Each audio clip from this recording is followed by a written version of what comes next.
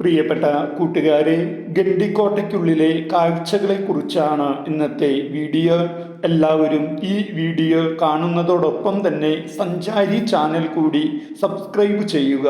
എൻ്റെ യാത്രകളിൽ എന്നോടൊപ്പം ചേരുമല്ലോ.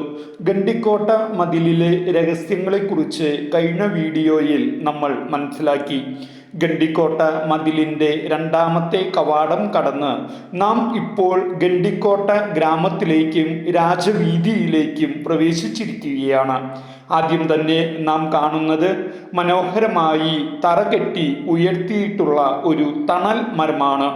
ഞാൻ അവിടെ ഇരിപ്പുണ്ടായിരുന്ന ഗ്രാമത്തിലെ പ്രായമായ ചേട്ടന്മാരോട് ഗണ്ടിക്കോട്ടയെക്കുറിച്ച് അവർക്കറിയാവുന്ന വിവരങ്ങൾ ചോദിച്ച് മനസ്സിലാക്കി.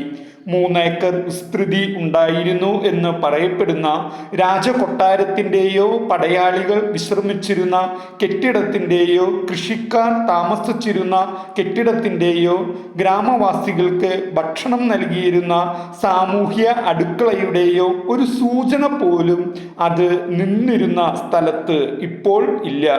എല്ലായിടത്തും തകർന്നു കിടക്കുന്ന കല്ലുകളും അതിനു മീതെ കാടുപിടിച്ചു വളരുന്ന പാഴ്ചെടികളും മാത്രമേ കാണുവാൻ കഴിഞ്ഞുള്ളൂ.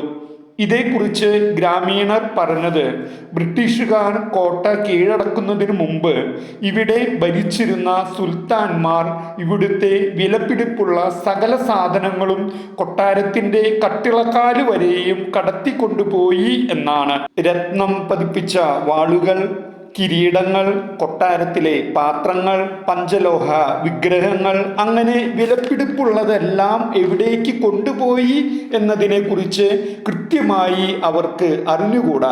ഹൈദരാബാദിലേക്ക് മാറ്റിയെന്ന് പറയുന്നവരും ഉണ്ട്, അതല്ല മൈസൂർ കൊട്ടാരത്തിലേക്ക് മാറ്റിയെന്ന് പറയുന്നവരും ഇവർക്കിടയിൽ ഉണ്ട്. ബ്രിട്ടീഷുകാർക്ക് ഈ കൊട്ടാരത്തിൽ നിന്നും ഒന്നും എടുക്കുവാൻ കിട്ടിയില്ലെന്നാണ് പറഞ്ഞു കേട്ടത്. എല്ലാം നശിച്ചു കഴിഞ്ഞിട്ടാണ് ബ്രിട്ടീഷുകാരുടെ കൈകളിൽ എത്തുന്നത്. ബ്രിട്ടീഷുകാരുടെ ചില ഉദ്യോഗസ്ഥരും ഏതാനും സൈനികരും മാത്രമാണ് ഗണ്ടിക്കോട്ടയിൽ താമസിച്ചിരുന്നത്. മരത്തിന് ചുവടെ ഇരിക്കുന്ന ഗ്രാമീണരുടെ വാമൊഴി പാരമ്പര്യ ചരിത്ര കഥകൾ കേട്ടതിനു ശേഷം ഞാൻ മാധവ പെരുമാൾ സ്വാമി അമ്പലത്തിലേക്ക് നടത്തം ആരംഭിച്ചു. ആദ്യ വഴിയിൽ ഞാൻ കണ്ടത് കഴിഞ്ഞ വീഡിയോയിൽ പറഞ്ഞ തുരങ്കത്തിൻ്റെ അവസാന ഭാഗത്തെ ഗുഹാമുഖം ആണ്. ഇതുവഴിയാണ് കൊട്ടാര മതിലിൽ വെച്ച് ഉണ്ടാകുന്ന യുദ്ധത്തിൽ പരിക്കുപറ്റിയ സൈനികരെ രക്ഷപ്പെടുത്തുവാൻ ഉപയോഗിച്ചിരുന്നത്. ഇതിനോട് ചേർന്നാണ് ചാർമിനാർ സ്ഥിതി ചെയ്യുന്നത്. മനോഹരമായ ഈ ഗോപുരത്തിൽ പ്രാവുകൾക്ക് ചേക്കേറുന്നതിനായി ചെറിയ ദ്വാരങ്ങൾ ഇട്ടിട്ടുണ്ട്. കല്ലിൽ പടുത്തുയർത്തിയ 4 തൂണുകളിൽ ആണ് ഈ മിനാർ നിലകൊള്ളുന്നത്.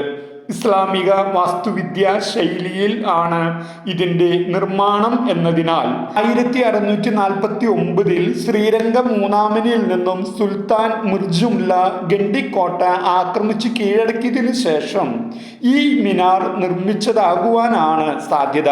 മുസ്ലിം സാമ്രാജ്യത്വത്തിന് കീഴിൽ നടന്ന യുദ്ധത്തിൻ്റെ വിജയ സ്മാരകം എന്ന നിലയിൽ ആയിരിക്കണം ഇതിൻ്റെ നിർമ്മാണം. ചാർമിനാർ എന്നാൽ 4 തൂണുകൾ അല്ലെങ്കിൽ 4 ഗോപുരങ്ങൾ എന്നെല്ലാമാണ് അർത്ഥമാക്കുന്നത്. മുസ്ലിം ഭരണത്തിന് കീഴിൽ ഇതൊരു നിരീക്ഷണ ഗോപുരം ആയിരുന്നിരിക്കാൻ സാധ്യത കുറവാണ്. മുകളിലേക്ക് കയറുവാൻ വേണ്ടി ഗോവണികൾ ഒന്നുമില്ല. കയർ കെട്ടിയുള്ള കോണിയോ അല്ലെങ്കിൽ ഏണിയോ ഉപയോഗിച്ചല്ലാതെ ഒരാൾക്കും മുകളിൽ കയറുക സാധ്യമല്ല. കാവൽ ഗോപുരവും ഡ്രം ഹൗസും കോട്ട മതിലിൽ നിലനിൽക്കെ മറ്റൊരു നിരീക്ഷണ ഗോപുരം കൂടി പണിയുമെന്ന് തോന്നുന്നില്ല. ഇത് തീർച്ചയായും ഗണ്ടിക്കോട്ട കീഴടക്കിയതിൻ്റെ വിജയ സ്മാരകം തന്നെ ആകുവാനാണ് സാധ്യത. ഇതിൻ്റെ ഇടതുവശത്ത് കമ്പിവേലി കെട്ടി തിരിച്ചിട്ടുള്ളത് കാണുവാൻ കഴിയുന്നതാണ്. അതാണ് കൊട്ടാരത്തിലെ ജയിൽ. കനത്ത കല്ലുകൾ കൊണ്ട് കെട്ടിപ്പൊക്കിയ ഈ കെട്ടിടത്തിന് ജനാലകൾ ഒന്നുമില്ല. മുകളിലേക്ക് കയറുവാൻ സൈഡിൽ കല്ലുകൾ കൊണ്ട് കെട്ടിപ്പൊക്കിയ സ്റ്റെപ്പുകൾ ഉണ്ട്. എൻ്റെ മൊബൈലിൽ മുകളിൽ വീഡിയോ എടുക്കുവാൻ നോക്കിയപ്പോൾ അത് തകരാറിൽ ആയതുകൊണ്ട് അതിന് സാധിച്ചില്ല. തടവുകാർ അനുഭവിച്ച ഭീകരത വീഡിയോ എടുത്താൽ മാത്രമേ നമ്മൾക്ക് കൂടുതലായി ബോധ്യപ്പെടുകയുള്ളൂ. തെക്കുവടക്ക് ദിശയിൽ 2 പ്രവേശന കവാടങ്ങൾ ആണ് ജയിലിന് ഉള്ളത്. ഇതിലൂടെ നാം ജയിലിനകത്തേക്ക് കയറിയാൽ ഏകദേശം 4 അടി താഴ്ചയിലുള്ള ഭൂഗർഭ സെല്ലുകൾ ഇരു സൈഡിലുമായി നമ്മൾക്ക് കാണുവാൻ കഴിയും.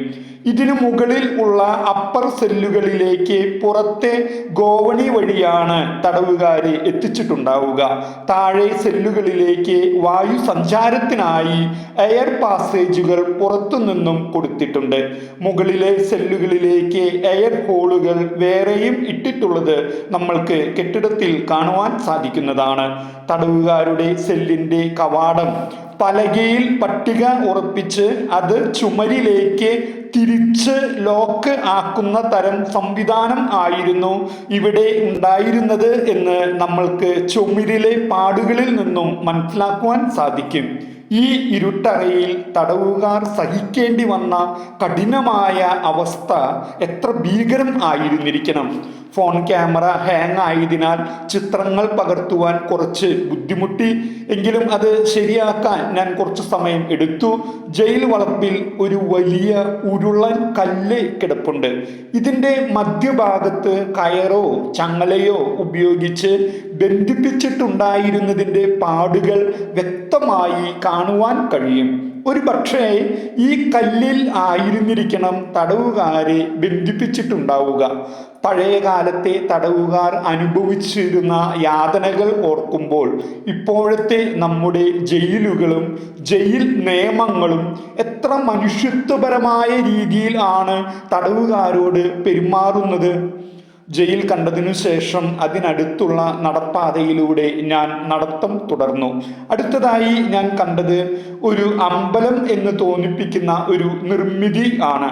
പുരാതന രേഖകളിൽ ഗണ്ടിക്കോട്ടയിൽ ചെറുതും വലുതുമായ 30ഓളം അമ്പലങ്ങൾ ഉണ്ടായിരുന്നു എന്നാണ് പറയുന്നത്. പ്രധാന അമ്പലങ്ങൾ ഒഴികെ മറ്റുള്ളവയെല്ലാം കാലപ്പഴക്കത്താൽ തകർന്നു വീഴുകയോ അധിനിവേശ ശക്തികൾ നശിപ്പിച്ചു കളയുകയോ ചെയ്തിട്ടുണ്ടാകാം. ഞാൻ നടത്തം തുടർന്നു.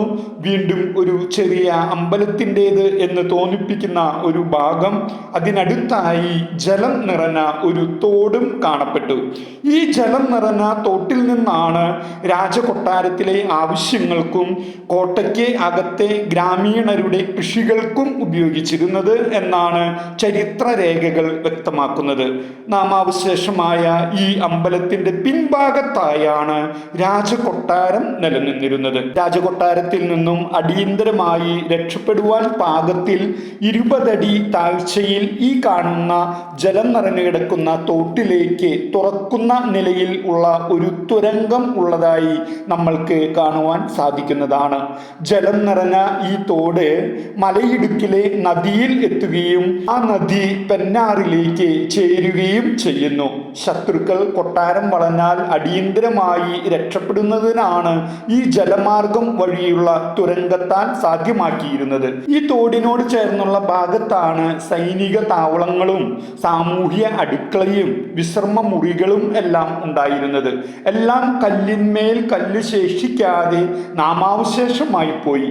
ഇത് കാട് വെട്ടിത്തെളിച്ച് സ്മാരകശിലകളും തറകളും കാണുന്ന വിധത്തിൽ ആക്കിയെടുത്താൽ ചരിത്ര ഗവേഷണങ്ങൾക്ക് ഏറെ ഉപകാരപ്രദം ആകുമായിരുന്നു. അങ്ങനെ കഠിനമായ വെയിലിനെ വകവെക്കാതെ ഞാൻ നടന്ന് മാധവരായ അമ്പലത്തിൽ എത്തിച്ചേർന്നു. സ്നേഹമുള്ളവരെ, അടുത്ത വീഡിയോയിൽ നമ്മൾക്ക് ഈ അമ്പലത്തിനെ കുറിച്ച് കൂടുതലായി മനസ്സിലാക്കാം. എല്ലാവരും സഞ്ചാരി ചാനൽ സബ്സ്ക്രൈബ് ചെയ്തുകൊണ്ട് എന്നോടൊപ്പമുള്ള യാത്രകളിൽ പങ്കുചേരുക. ഏവർക്കും നന്ദി.